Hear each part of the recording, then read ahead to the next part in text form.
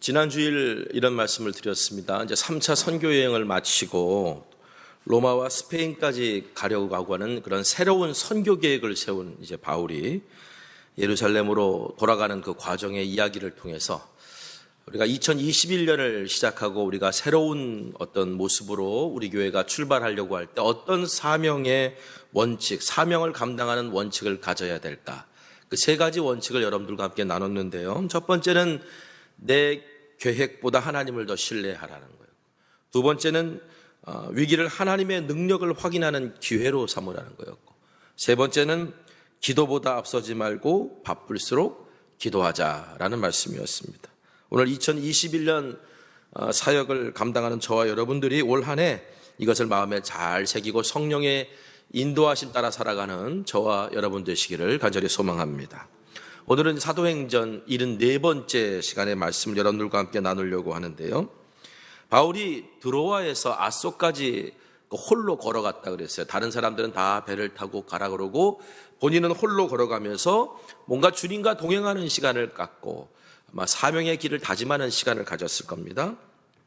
예루살렘에서 환란이 기다리고 있다고 하는 그런 성령의 메시지가 계속 오는데도 불구하고 그 와중에도 하나님께서는 뭔가 길을 열고 계신다라고 하는 확신이 있었기 때문에 바울이 비록 예루살렘에서 유월절을 지키겠다라고 하는 자신의 계획은 무산되었지만 오순절만큼은 내가 예루살렘에서 지켜야 되겠다라는 마음으로 서둘러서 이제 예루살렘으로 가고 있는 것을 어제 지난 주일날 말씀을 통해서 함께 나눴습니다. 14절 15절 오늘 읽진 않았지만 오늘 말씀을 보면 이제 바울의 여정이 나와요.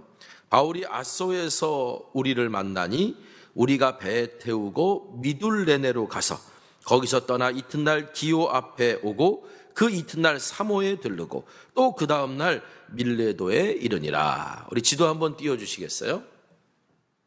자, 드로아에서 아소까지 바울은 걸어갔습니다. 빨간색. 녹색은 배를 타고 간 길이고요. 그 다음에 이제 조금 더 진한 빨간색의 길이 이제 그 다음에 여정이에요. 아소에서 미둘레네로 가고, 그리고 미둘레네에서 기오로 가고, 기오에서 사모로 가고, 사모에서 밀레도라는 그런 곳에 도착하게 되었다라고 하는 건데, 굳이 이 여정을 뭐 특별한 사건도 없는데 누가가 왜 기록했을까요? 저는 오늘 말씀 준비하면서 이런 생각을 해봤어요. 굳이 이 여정에 무슨 뭐 특별한 사건이 있어서 기록한 게 아닌데 그냥 여정만 기록해 놓은 거예요. 이것이 우리의 이제 말씀 속에 들어와 있는데 왜 그렇게 했을까?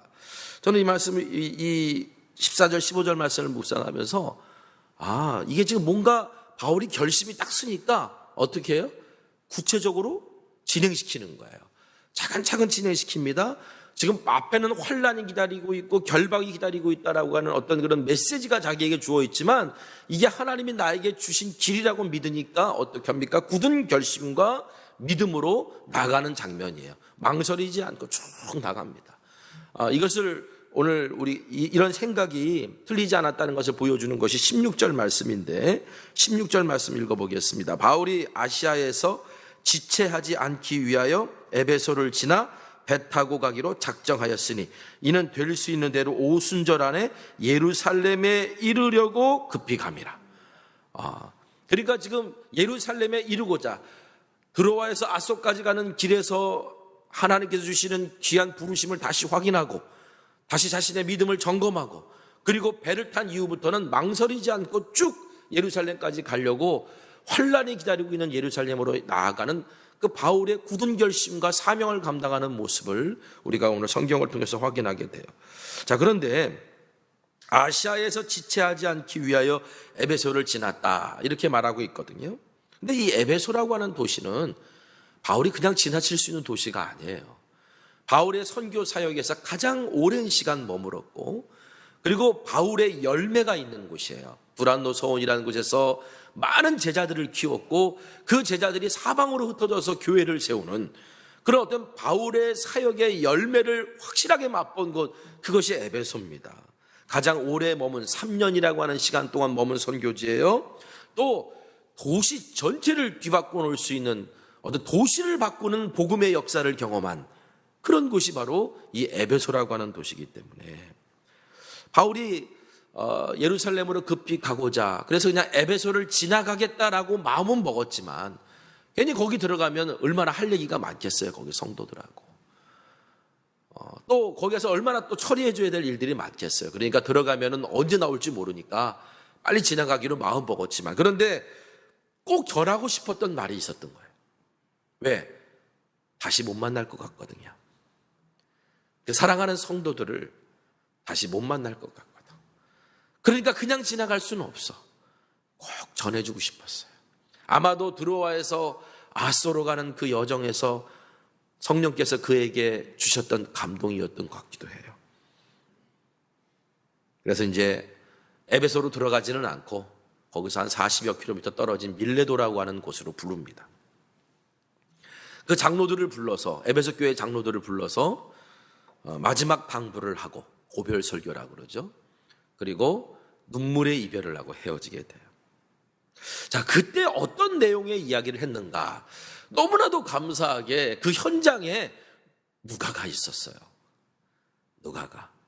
그래서 누가가 그 설교의 내용을 쭉 듣고 요약해서 우리들에게 설명해 주고 있는 것이 이제 사도행전 20장 이하에 나오고 있습니다. 저는 오늘 본문에서 이 바울의 고별 설교를 읽으면서 사도 바울이 어떤 자세로 사명을 감당했는가를 보게 됐어요. 보통 우리가 신년 되면 임원 헌신 예배 드리고 임원 교육이 있고 그러잖아요. 임원이 누굽니까? 우리 교회에서 임원들은 직분자들을 의미하는 거예요. 그러니까 어떻게 보면 이제 새해가 되면은 임원들을 다시 훈련하고 다시 사명을 다잡는 그런 시간들을 갖는데 지금 코로나19 상황으로 인해서 우리가 그런 시간들을 따로 가질 수는 없거든요. 근데 마침 사도 바울 좋은 강사 한 분을 초청했어요. 사도 바울. 이 사도 바울의 고별 설교를 통해서 오늘 우리가 교회 임원으로서 또 부름받은 임원뿐만 아니라 그리스도인이라는 모두가 다 부름받은 사명이 있는 사람들인데 부름받은 사명으로서 사명자로서 우리가 어떻게 주의 일을 감당해야 될지 어떻게 다시 헌신해야 될지 바로 사도 바울이 그의 고별 설교를 통해서 우리에게 가르쳐주고 있다라고 저는 생각해서 너무나도 감사하다. 오늘 바울의 목소리를 통해서 오늘 우리가 사명 감당하는 교회 그리스도의 제자로 다시 헌신할 수 있는 우리 모두가 되기를 간절히 소망합니다. 자, 오늘은 바울의 고별 설교 중에 17절에서 21절의 말씀을 중심으로 지난주에는 사명을 감당하는 원칙에 대해서 말씀드렸다면 이제는 사명을 감당하는 자세에 대해서 세 가지 자세에 대해서 여러분들과 함께 말씀을 좀 나누려고 합니다. 첫 번째는 예수님을 본받고 본이 되고자 해야 된다. 오늘 우리가 어떻게 사명을 감당해야 되는가? 어떤 자세를 가져야 되는가? 예수님을 본받고 본이 되려는 자세가 우리 가운데 있어야 된다는 거죠. 자, 밀레도에서 에베소 교회 장로들을 만난 사도 바울이 고별 설교를 이렇게 시작합니다. 17절, 18절 말씀을 읽어보겠습니다.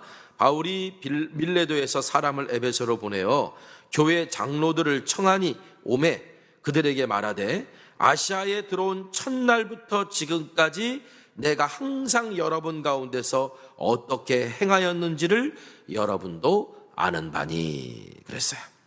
자, 아시아에 들어온 첫날, 그러니까 에베소 지역에 들어온 첫날부터 지금까지, 그러니까 그때 3년 있을 동안 내가 어떻게 여러분들과 함께 삶을 살았는지, 어떤 삶을 살았는지 여러분도 다 지금 봤다. 그 얘기예요. 여러분도 봤다.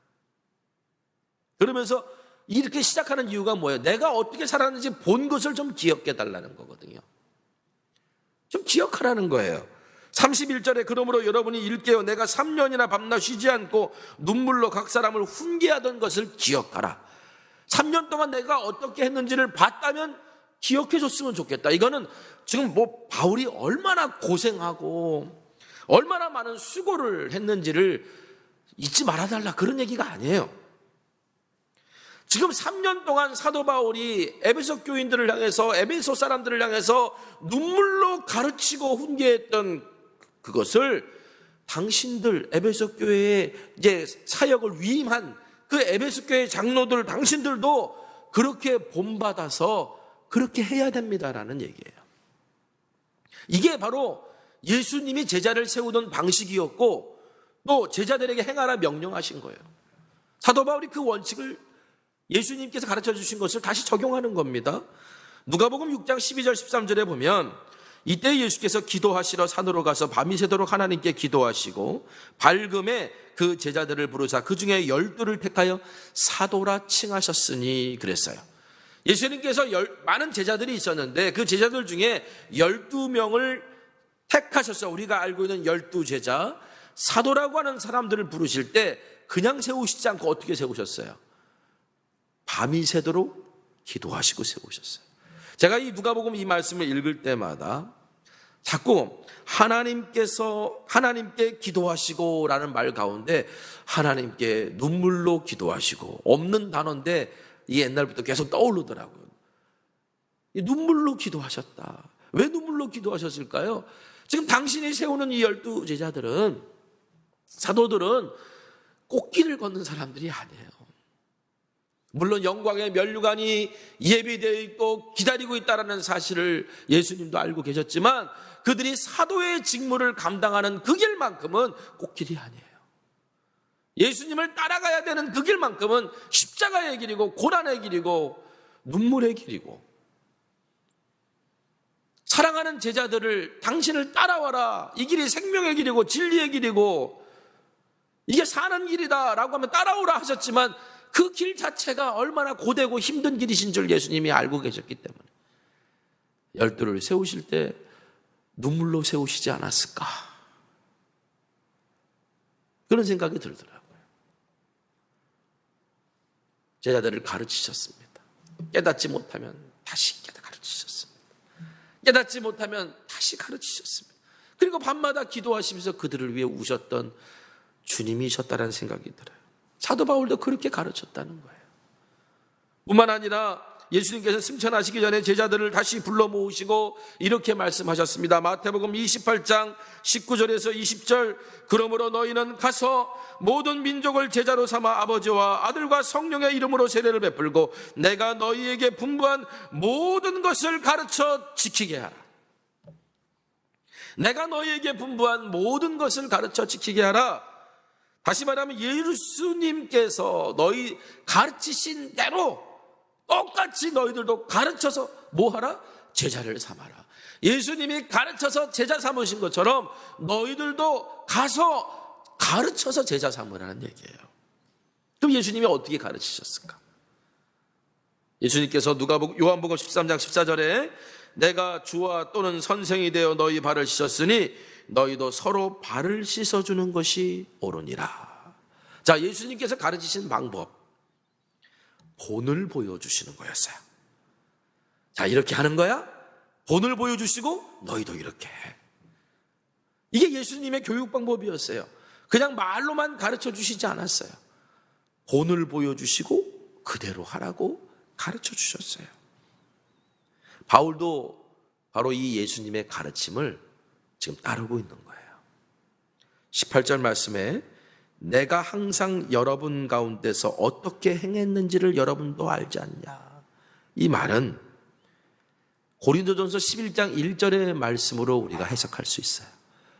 고린도전서 11장 1절 말씀에 내가 그리스도를 본받는 자 된 것 같이 너희는 나를 본받는 자가 되라 라는 말씀입니다.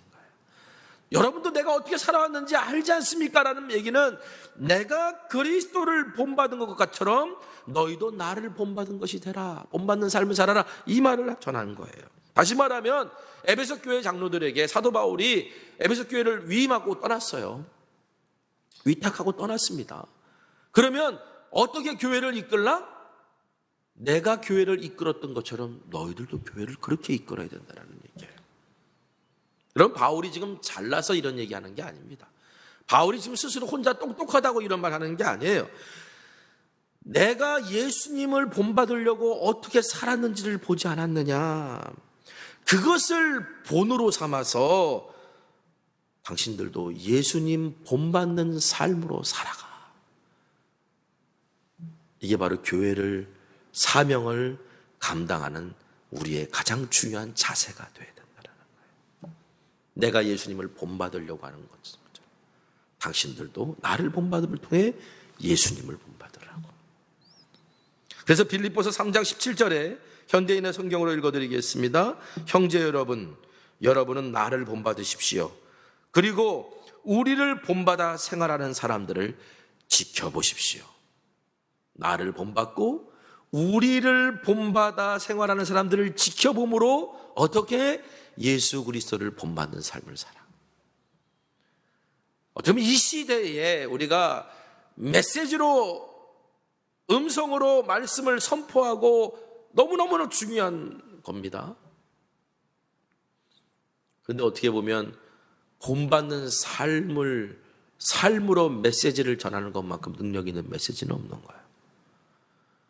우리가 어떻게 보면 이것을 회복해야 되는, 한국 교회가 다시 우리의 신앙이 회복해야 되고 우리 직분자들이 다시 헌신을 회복해야 되는 그런 어떤 하나의 가장 기본적인 자세가 바로 여기에 담겨져 있는 거예요. 이것은 바로 예수님께서 우리에게 명령하신 2021년 우리 교회 표 가서 제자 삼으라의 비전을 이루는 방식이기도 합니다. 자, 2021년 우리 교회가 이제 속회와 선교회를 새롭게 통합하고 이제 선교적 교회로서 새로운 출발을 시작하겠다라고 선언했습니다. 그러면서 선교회장님들을 이제 뽑았는데, 제가 선교회장님들 교육하는 그 첫 번째 시간에 선교회장님들, 우리 이 선교회장뿐만 아니라 앞으로 이제 세움받는 우리 속장님들도 똑같은 거예요. 분명히 가슴에 새기고 있어야 될 말씀이 있습니다. 우리가 앞으로 가서 제자 삼으라는 비전을 이루기 위해서는 이 말씀은 분명히 새기고 계셔야 됩니다라고 부탁드린 말씀이 있어요. 디모데후서 2장 2절 말씀입니다. 또 내가 많은 증인 앞에서 내게 들은 바를 충성된 사람들에게 부탁하라. 그들이 또 다른 사람들을 가르칠 수 있으리라. 자, 세번역 성경으로 그대가 많은 증인을 통하여 나에게 들은 것을 믿음직한 사람들에게 전수하십시오. 그러면 그들이 또 다른 사람을 또한 가르칠 수 있을 것입니다. 이것이 바로 오늘 우리 교회 표 가서 제자 삼으라의 비전을 이루는 방식이에요. 배운 대로 가르치고 본 대로 삶으로 보여주고, 그 사람도 가르침 받은 대로 배운 대로 또다시 누군가를 가르칠 수 있고, 그리고 내가 삶으로 살아가는 것만큼 또 어떤 누군가를 그 삶으로 살게끔 만들어내는 것이 우리의 목표가 되어야 된다는 거지. 속회가 왜 존재하느냐, 선교회가 왜 존재하느냐, 교회가 왜 존재하느냐. 우리가 가르침 받은 것을 누군가에게 가르칠 수 있어야 되고, 그 가르침을 받은 사람이 또 누군가를 가르칠 수 있을 때, 그때 바로 뭐예요? 제자 삼는 하나님 나라의 열매가 폭발하기 시작하는 거예요. 4세대까지 나가야 된다 그랬잖아요. 4세대까지.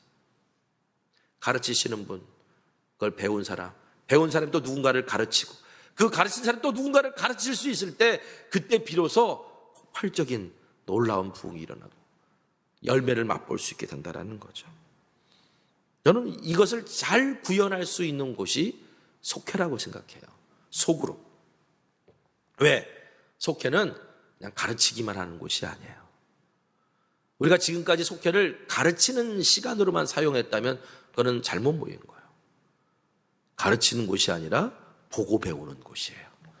보고 배워서 또 다른 누군가를 가르치게끔 만드는 곳, 그것이 바로 속회가 되어야 된다는 거예요.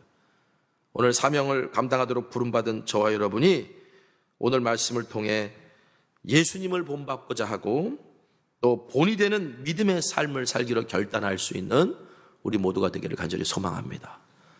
우리가 사명 감당하기 위해서 가져야 될 첫 번째 자세, 예수님을 본으로 삼고, 그리고 내가 본이 되는 삶을 살아야 되겠구나. 나도 누군가에게 내가 한 것처럼 당신도 할 수 있으면 좋겠다.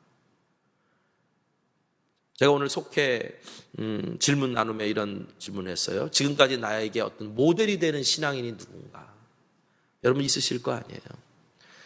저분처럼 살았으면 좋겠다. 저분처럼 예수 믿었으면 좋겠다. 그런 분들이 누구신지 한번 생각해 보셨으면 좋겠어요. 그분들도 어떤 누군가의 모델이 있었기 때문에 그런 믿음 생활을 한 거거든요. 결국 따라 올라가면 예수님의 족보, 누가복음에 나오는 예수님의 족보 따라가듯이 결국 따라 올라가 보면 그게 하나님이듯이 따라 올라가 보면 예수님이 계시는 거예요. 교회는요, 바로 가르쳐 지키게 함으로 제자 삼는 거. 그러기 위해서 오늘 우리가 예수님을 본으로 삼고 본이 되는 삶을 사는 거. 오늘 저와 여러분이 바로 그런 자세로 주의 일 감당할 수 있는 자 되기를 간절히 소망합니다. 두 번째는요, 겸손과 눈물로 주를 섬겨야 된다는 거예요. 자, 바울의 에베소 사역은 쉽지 않았습니다. 에베소라고 하는 도시는 부자 도시였어요. 부족함이 별로 없었던 사람들이죠. 이런 사람들에게 하나님 나라 이야기하고 또 복음을 전한다는 게 쉽지 않잖아요. 또 그들을 사로잡고 있는 건 강력한 우상이었어요. 아데미 여신, 이 아데미 여신은 로마에서도 알아주는 신이었어요. 그러니까 아데미 여신을 섬기는 축제는 로마에서 가장 어떻게 보면 사람들이 가보고 싶은 축제이기도 했어요. 그러니까 이 에베소가 강력한 아데미 여신에 묶여 있었다는 것은 음란과 쾌락과 그런 우상의 도시였다라는 걸 의미하는 거예요. 이런 곳에 가서 복음을 전하는 게 쉽겠어요? 어렵습니다. 그런데 사도 바울이 에베소라는 도시를 처음 들렸을 때 유대인 회당에 들어갔더니 거기 있는 유대인들이 복음에 너무 호의적인 거야. 그래서 뭐라고 부탁합니까? 제발 좀 더 있어 달라고. 만약에 성령님의 뜻이면, 하나님의 뜻이면 내가 당신들을 다시 만날 수 있을 거예요. 그리고 이제 바울이 아쉽게 헤어졌거든요. 그러니까 바울의 마음속에 계속 있었어요. 다른 데 가면 회당에서 막 배척하고 막 그러는데 이 에베소의 유대인들은 와서 복음을 전해달라고 그러고 더 가르쳐달라고 그러고, 그러니까 그 마음에 얼마나 바울도 기대가 있었겠어요. 근데 마침 성령님께서 에베소로 바울을 다시 인도하셨어요. 갔어요. 그래서 회당에 들어가서 말씀을 전했어요. 사람들이 처음에는 다 호의적이었어요. 복음을 들으면서 너무 기뻐했어요. 그런데 문제는 시간이 조금씩 지나고 나면서 한 3주 동안 말씀을 이렇게 쭉 전하다 보니까 다 동의하는 거 아니잖아요. 여기 우리 성도들이 있는데 성도님들 중에 어떤 이슈를 가지고 놀 때 모든 걸 다 동의하지 않지 않습니까? 마찬가지로 사도 바울이 복음을 전할 때 그 복음에 아멘하고 그리고 정말 그리스도를 메시아로 받아들이고 이런 유대인들도 있었지만 무슨 소리 하는 거냐고 하면서 바울의 복음을 슬슬 비방하는 사람들이 나타나기 시작했고요. 물론 거기 뒤에는 거짓 교사들의 작동도 있었지만 바울의 자격을 문제 삼는 사람이 생기기 시작했고요. 바울을 모함하기 시작했고요. 막 이런 일들이 그러면서 교회가, 이 회당이 시끄러워지기 시작하는 거예요. 그러니까 바울이 고민했어요. 고민하다가 결국은 회당을 떠나기로 결정을 합니다. 그리고 두란노 서원에서 이제 말씀을 가르치는데 사도행전 19장 8절에서 9절에 바로 그 내용이 있어요. 바울이 회당에 들어가 석 달 동안 담대히 하나님 나라에 관하여 강론하며 권면하되 어떤 사람들은 마음이 굳어 순종하지 않고 무리 앞에서 이 도를 비방하거늘 바울이 그들을 떠나 제자들을 따로 세우고 두란노 서원에서 날마다 강론하니라 그랬습니다. 마음이 굳어 순종하지 않는 이들이 이 복음을 비방했다. 마음이 굳었다는 얘기는 뭐냐면 들으려고 하지 않는다는 얘기고요. 들으려고 하지 않는다, 변하려고 하지 않는다는 얘기입니다. 이 얘기는 영적으로 죽어있는 사람들이라는 의미예요. 그리고 하나님의 말씀이라고 얘기해도 순종할 마음이 없는 거예요. 하나님의 말씀이란 증거를 들이내밀어도 순종하지 않아요. 이런저런 핑계를 대면서 들으려고 하지도 않아요. 자기 의견만 옳다고 말해요. 여러분, 이런 사람들의 입에서 무슨 선한 말이 나오겠냐고. 비방밖에 더 나오겠어요. 그러니까 그들의 비방을 들으면서 사도 바울이 마음고생이 많았던 것 같아요. 비록 그런 사람들이 많지는 않았어도 이런 교회 안에, 그런 신앙 공동체 안에 비방과 모함과 불평 소리가 계속 나오기 시작하면요, 교회가 성장하다가 성장하지 않아요. 참 신기하죠. 분위기 따서 막 성장하다가도요, 어떤 자그마한 일이 하나 딱 생기면서 비방하는 말, 모함하는 말, 불평하는 말, 이런 것들이 쓱 하고 퍼지기 시작하면 엊그저께까지 자라던 신앙 공동체가 어느 순간 딱 멈춰버려요. 왜? 여러분 생각해 보세요.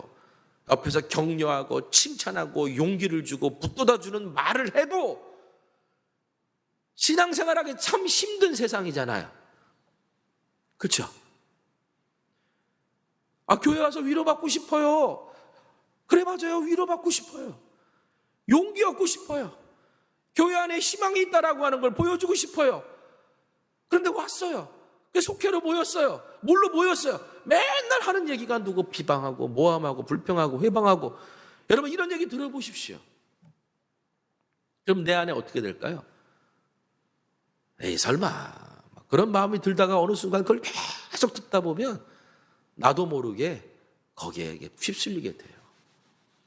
그래서 뭔가 불편한 것이 내 안에 조금이라도 생기기 시작하면 그때부터 신앙은 자라질 않아요.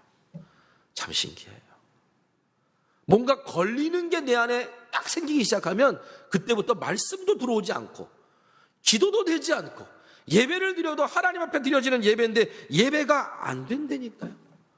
당연히 건강한 신앙인들이 세워지겠어요? 당연히 건강한 신앙인들이 그리스도의 몸을 이뤄가겠어요? 사도 바울이 유대인 회당에서 아무리 눈물로 가르쳐도 뒤로 돌아가보면 수근수근거리는 사람, 모함하는 사람, 바울은 원래 이런 사람이야 막 이러면서 막 비방하는 소리가 계속 들리다 보니까 제자가 안 세워지는 거야. 그러니까 바울이 결단을 내려요. 어떤 결단을 내리냐? 회당을 나와야 되겠다. 회당을 나와야 되겠다. 성경 보니까 제자를 따로 세웠다 그래요. 따로 세웠다는 얘기는 분리했다는 얘기고요. 그들 비방하는 무리들하고 떼어놔야 되겠다라는 생각을 사도 바울이 한 게, 그래야지 이 사람들이 자라겠구나. 그래야지 이 신앙 공동체가 자라겠구나.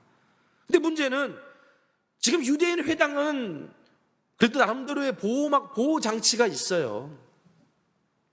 그런데 에베소라고 하는 완전히 세상에 들어가서 복음을 전한다는 게 쉬운 일이 아닌 거예요.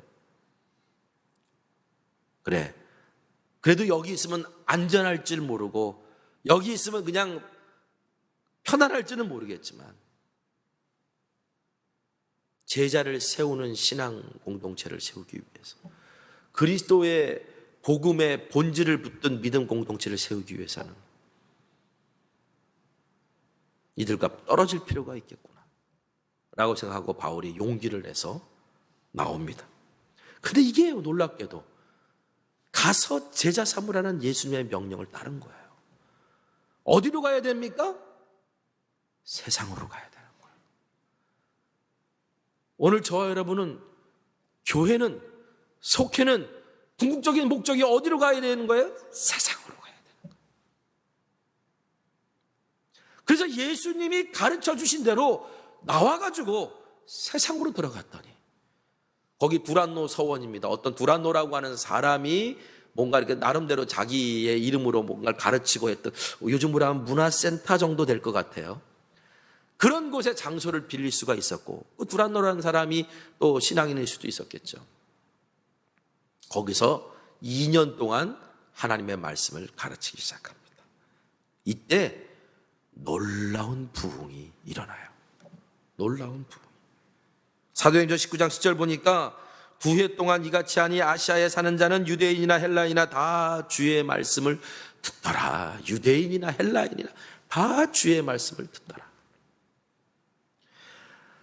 유대인이나 헬라인이나 마음이 굳어서 듣지 않았던 사람들이 유대인 회당 안에 있는 유대인들이었는데, 가서 세상에 나가서 복음을 전했더니 유대인이나 헬라인이나 다 복음을 듣기 시작하고요, 바울을 통해 큰 능력이 나타나기 시작하고요, 더 놀라운 것은 아담의 여신을 섬기고 우상에 묶여있던 인생들이 자발적으로 나와서 그걸 다 불태워 없애버리기 시작하면 도시 자체가 회개의 운동이 일어나고 변하기 시작하더라는 거예요.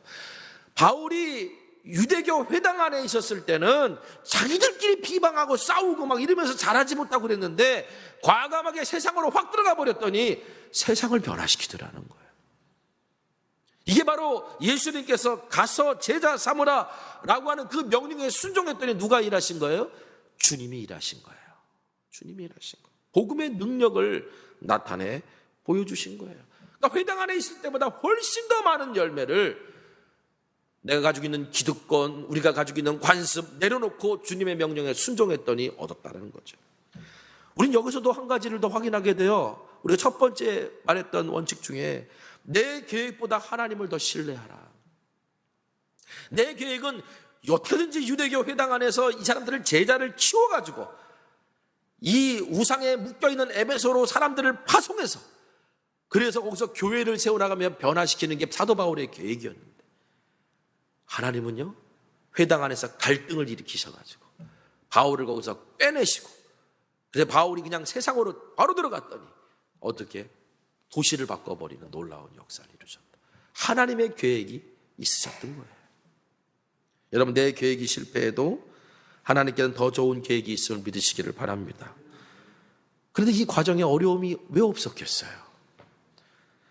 말은 쉽게 써놨지만 이 과정 하나하나가 다 눈물이고 괴로움이었을 거예요. 고린도 교회에 보낸 편지를 보면 그때의 일을 이렇게 기록하고 있습니다. 고린도전서 16장 8절 9절에 내가 오순절까지 에베소에 머물려 함은 내게 광대하고 유효한 문이 열렸으나, 이 말은 뭐냐면 전도의 문이 확 열렸다는 거예요. 그런데 대적하는 자가 많습니다. 지금 에베소에 놀라운 부흥이 일어나긴 있는데 문제는 대적하는 자도 많아지기 시작했다는 거예요. 그러니 바울이 얼마나 어려웠겠어요. 끊임없는 음모, 끊임없는 배신, 끊임없는 모함, 이런 것들이 수없이 계속 바울을 공격하고 있었을 때 여러분 바울이 이걸 어떻게 다 견딜 수 있었을까요? 어떻게 견뎠을까요? 자, 오늘 성경은 이렇게 얘기합니다. 지금 에베소 교회 장로들에게 내가 어떻게 살았는지 봤지? 두 번째 이야기가 이거예요.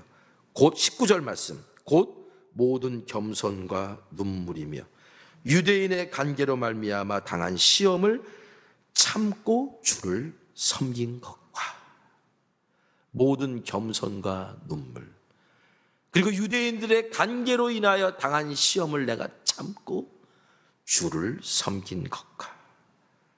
여러분, 주를 섬긴다라는 말이 무슨 뜻이냐면 우리가 주님을 위해 섬깁니다 뭐 이렇게 표현하잖아요. 근데 이 섬긴다라는 단어가 결국은 누구에게 쓰이는 단어냐면 종에게 쓰이는 단어예요. 종이 누구를 섬기는 것 할 때 이 섬긴다는 단어를 써요.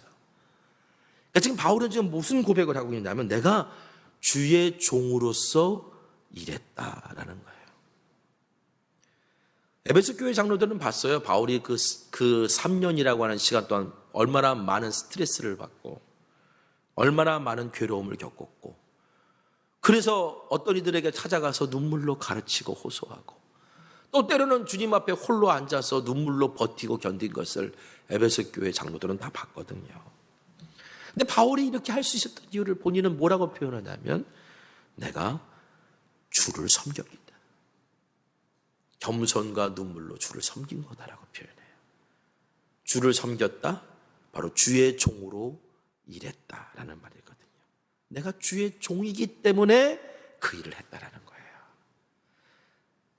주의 종이기 때문에, 그래서 나는 겸손할 수밖에 없었고, 그래서 나는 주 앞에서 눈물을 흘릴 수밖에 없었고, 그리고 내가 시련을 참을 수 없었고, 내가 주님의 종이기 때문에 내가 이 일을 한 거다라고 얘기하는 거예요. 내 일이 아닌 주님이 나에게 맡기신 일이기 때문에 내가 이 일을 한 거다. 왜? 나에게 맡기신 그 주님은 나에게 너무나 큰 은혜를 주신 분이거든. 내가 주님의 소유라는 고백은요, 그것이 그 주인이 정말 말도 안 되는 악인이라고 그러면 그건 괴로움이지만, 내가 주님의 소유, 그 주님이 우리 하나님이시고 우리 주님이시란다면 내가 주님의 소유라고 한다는 건 나에게 자부심이고 당당함일 수 있어요. 바울은 주의 종인 것이 감사했고 주의 종인 것이 기뻤던 사람이에요. 그 은혜를 알았던 사람이에요. 그렇기 때문에 자기에게 당해진 그 고난이 주님을 섬기는 것이라고 믿어서 그걸 참을 수 있었던 거예요. 사도 베드로도 이런 얘기를 합니다. 베드로전서 2장 19절에 억울하게 고난을 당하더라도 하나님을 생각하면서 괴로움을 참으면 그것은 아름다운 일입니다. 억울하게 고난을 당해도 하나님을 생각하고 괴로움을 참는 건 아름다운 일이다. 베드로의 말처럼 에베소 교회 장로들은 바울에게서 그 아름다움을 본 거예요. 바울의 겸손과 눈물과 인내. 여러분, 아름다운 걸 보면 어떻게 돼요? 담고 싶잖아요. 텔레비전에서 어떤 유명한 여배우가 머플러를 하나 딱 두르고 그것이 히트를 치면 일주일 지나고 나면 모든 여자들이 다 머플러를 하고 다닙니다.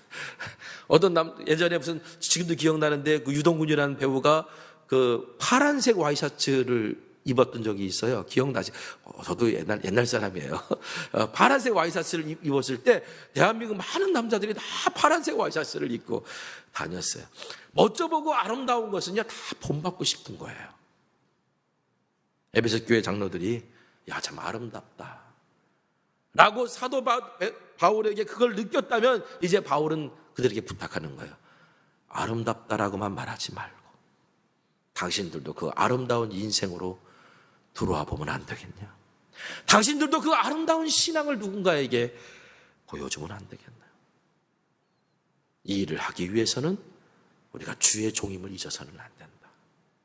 우리에게 은혜 주신 분의 소유인 것을 내가 잊어서는 안 된다. 이것이 나의 일이면 에이 더러워 그리고 집어 던질 수 있지만 내가 사랑한다고 고백하고 나의 모든 것이다 고백하는 주님의 일이기 때문에 내가 이걸 참고 견디는 거다. 지난 연말에 저에게 주셨던 위로의 말씀 중에 하나가 새해 맞이 특별 기도회를 하면서 이제 말씀을 나누다가 저에게 주셨던 위로의 말씀이 시편 84편 6절이었어요. 그들이 눈물 골짜기로 지나갈 때 그곳에 많은 샘이 있을 것이며 이른 비가 복을 채워 주시나이다. 눈물 골짜기로 지나갈 때 그곳에 많은 샘이 있을 거다. 우리가 주를 위해 흘리는 눈물이 마중물이 되어서 하나님의 은혜의 섬이 터진다는 사실을 우리가 잊지 않기를 소망합니다. 억울한 눈물, 분노의 눈물이 아니라 주를 향해 흘리는 눈물이 많은 한 해가 되기를 소망합니다. 그곳에 은혜가 있을 거고 은혜의 샘물이 터지게 될 것입니다. 오늘 말씀을 통해 저희와 여러분이 겸손과 눈물로 모든 일을 주를 섬기듯 하는 저와 여러분 되시기를 간절히 소망합니다. 마지막 세 번째는요, 내가 아닌 다른 사람의 유익을 구하는 자세를 가져야 된다는 거예요. 나의 유익이 아니라 다른 사람의 유익을 구하는 자세를 가져야 우리가 사명을 온전히 감당할 수 있다. 부모는 자식에게 좋은 것을 주려고 합니다. 참 스승은 자기 제자들에게 좋은 것으로 가르치려고 합니다. 그러니까 어떻게 보면 지금 이 온라인 시대에도 정말 좋은 선생님들은 어떻게든지 아이들을 갖다가 조금이라도 더 어떻게 하면 공부시킬까, 좀 좋은 걸 가르칠까 해서 노력들을 많이 하세요. 왜? 좋은 걸 줘야 되니까. 바울도 영적 스승이고 영적 아버지였어요. 그래서 에베소 사람들과 교회에게 어떻게 하든지 유익한 것을 주려고 했고, 유익한 것이라면 무엇이든지 어디에서라든지 거리낌 없이 전했던 사람, 그 사람 바울이었어요. 20절 말씀 보겠습니다. 20절. 자, 유익한 것은 무엇이든지 공중 앞에서나 각 집에서나 거리낌 없이 여러분에게 전하여 가르치고. 자, 우리는 여기서 바울에게서 정말 중요한 자세를 하나 이제 배우게 됩니다. 바울은 지금 누구의 유익을 위하여 거리낌 없이 전한다 그랬어요? 여러분, 바울이 지금 누구의 유익을 위하여 거리낌 없이 전한 걸까요? 자기의 유익이요? 아니에요. 바울은요, 자신의 유익을 위해 복음을 전한다라고 하는 어떤 유혹을 받고 또는 오해를 받을까 봐 자비량으로 사역을 하려고 했던 사람이었어요. 34절 말씀 보니까 여러분이 아는 바와 같이 이 손으로 나와 내 동행들이 쓰는 것을 충당하여 그랬거든요. 자, 이건 이제 배경을 좀 알아야 돼요. 바울이 살던 그 로마 시대에는 후견인 제도라는 게 있어요. 후견인 제도. 그래서 예술가들이나 철학자들, 교사, 이런 사람들이 있죠. 이 사람들은 어떤 부유한 후견인을 통해 생계를 보장받고, 그리고 마음 놓고 예술 작품을 만드는 거예요. 연구 활동을 하는 거예요. 강연들을 하는 거고. 그런데 그렇게 하면서 당연히 자기 후견인들을 위해서 작품을 만들고 시와 노래를 지어줬어요. 당연히 후견인들을 위해 봉사했겠죠. 근데 이것이 나중에도 다 나와요. 뭐 지난주에도 우리 장로님들하고 얘기하다 그런 말씀하셨지만 좋은 곡을 썼던 뭐 모차르트나 뭐 이런 사람들 다 어떻게 보면 이런 후견인 제도 같은 거예요. 어떤 사례를 주고 후견이 되어져서 이런 곡들을 만들어라, 이런 작품들을 만들어라, 이런 연구들을 해라라고 하는 그 후견인 제도가 있었던 거예요. 특별히 이 고린도나 에베소 같은 부유한 도시일수록, 부자가 많은 곳일수록 서로 경쟁하듯이 후견인이 되어서 예술 작품을 만들어내는 것, 내가 데리고 있는 예술가가 이런 걸 만들었는데, 이런 작품을 만들었는데 막 자랑하고 뭐 이런 것도 나름대로의 그런 문화였단 말이에요. 근데 바울이 고린도나 에베소는 아주 오랫동안 사역을 했어요. 근데 이제 바울이 생각할 때, 야, 이런 문화에 젖어 있는 사람들, 아무리 그리스도인이 되었다고 하지만 그들이 바울을 향해서 물질적인 후원을 합니다. 그 물질적인 후원을 하면서 똑같은 생각을 하지 않을까? 이런 생각을 이제 바울도 가질 수 있잖아요. 우리가 물질적인 후원을 내고 내가 당신에게 잘해줬으니까 당신도 우리에게 좋은 일을 해줘야지, 우리에게 좋은 걸 들려줘야지 라고 그렇게 요구할 수 있는 상황 아닙니까? 그래서 사도 바울은요, 나는 그런 것에 구속받고 싶지 않아. 거리낌 없이 복음을 복음으로 전하고 싶었던 거예요. 그래서 이 고린도와 에베소에서는 특별히 사도 바울이 자비랑 사역을 해요. 계속 자비랑 사역을 한 건 아닙니다. 어떤 데서는 후원을 받아요. 그런데 고린도나 에베소는 자비랑 사역을 주로 해요. 왜? 바로 이 후견인 제도의 어떤 배경이 그 뒷받침에 있는 거예요. 사람들이 그렇게 오해할까 봐. 여러분, 바울 자신이 자신의 유익을 위한 것이라 그러면 이렇게 일부러 힘든 길로 갔겠어요? 당연히 좀 지원해 드릴게요, 후원해 드릴게요, 어서 주세요 이러면서 편하게 가려고 그랬겠지. 근데 복음으로 전하려고 했는데 그게 걸림돌이 되는 거야. 그래서 자기는. 또한 바울은요, 사람의 환심을 사려고도 하려고도 하지 않았어요. 만약 바울이 사람의 환심을 사려고 했다면 복음을 거리낌 없이 전하지도 못했을 것이고 복음 때문에 고난당하지도 않았을 거예요. 왜? 사람들이 듣기 좋은 말만 했을 테니까. 갈라디아서 1장 10절 세번역 성경에 보니까 내가 지금 사람들의 마음을 기쁘게 하려 하고 있습니까? 아니면 하나님의 마음을 기쁘게 해드리고 있습니까? 아니면 사람의 환심을 사려고 하고 있습니까? 내가 아직도 사람의 환심을 사려고 하고 있다면 나는 그리스도의 종이 아닙니다. 바울은 자신의 유익을 구하지 않고 주님을 기쁘시게 하고자 원했어요. 심지어는 그리스도를 위한 일이라면 예전에 나에게 유익이 됐던 건 다 해로 여기고 배설물로 여긴다라고 고백했던 사람이 바울이에요. 그래서 그는 사명을 감당할 때 나름대로의 자세가 있었어요. 이게 주님이 기뻐하시는 일이냐, 이게 나에게 유익이 되지 않고 교회에게 유익이 되는 것이고 나에게 유익이 되지 않고 다른 사람에게 유익이 되는 것이냐, 이게 여기까지 나갈 수 있는 건 주님께서 말씀하셨잖아요. 지극히 작은 자 한 사람에게 나에게 한 것이 뭐예요? 한 것이 곧 내게 한 것이다. 그러니까 결국 우리가 어떤 사역을 하거나 주의 일을 감당할 때 우리가 특별히 교회의 직분자들과 임원들과 그것을 결정하고 행하는 사람들이 목회자는 당연한 거고, 이게 나의 유익을 위한 거냐, 교회의 유익을 위한 거냐, 이게 다른 사람들의 유익을 위한 거냐, 자신의 유익을 위해서 하는 거냐, 이거를 분명하게 구분하고 고린도전서 10장 24절처럼 누구든지 자기의 유익을 구하지 말고 남의 유익을 구하라 라고 하는 그 사역을 감당하는 자의 자세를 우리가 분명히 가져야 될 줄 믿습니다. 그런데 우리가 오해하지 말아야 될 게 있어요. 다른 사람이 듣기 좋은 말만 해주는 것이 다른 사람의 유익을 구하는 것이 아니라는 거예요. 그렇죠? 다른 사람이 듣기 좋은 말만 해주는 것은, 그 사람이 듣길 원하는 말만 해주는 것이 그 사람의 유익을 위한 것인가요? 정직해져야죠. 누구의 유익을 위한 거예요? 자기의 유익을 위한 거죠. 그 사람이 듣기 좋은 말만 해줌으로 말미암아 그 사람에게 비난받지 않고 비방받지 않고 그냥 넘어갈 수 있으니까.